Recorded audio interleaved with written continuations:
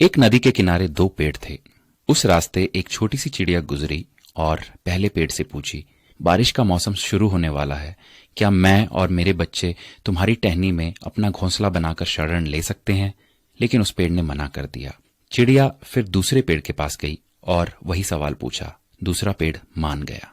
चिड़िया अपने बच्चों के साथ खुशी खुशी दूसरे पेड़ में घोंसला बनाकर रहने लगी। बारिश का मौसम आया और एक दिन इतनी जोर की बारिश हुई कि नदी के पानी का स्तर और तीव्रता बहुत बढ़ गई। इसी दौरान पहला पेड़ जड़ से उखड़कर पानी में बह गया।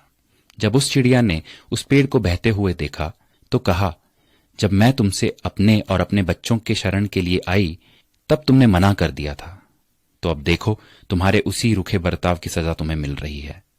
जिसका उत्तर पेड़ ने मुस्कुराते हुए दिया, मैं जानता था कि मेरी जड़ें काफी कमजोर हैं और इस वर्ष की बारिश में मैं टिक नहीं पाऊंगा।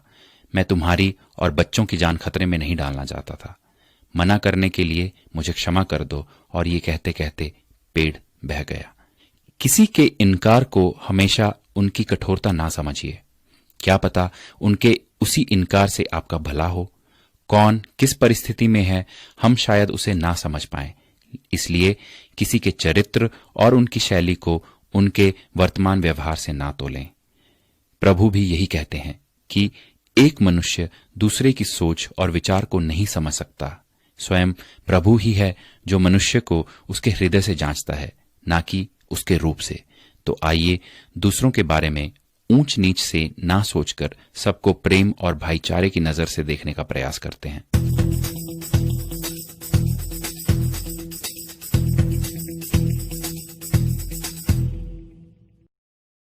Share chat.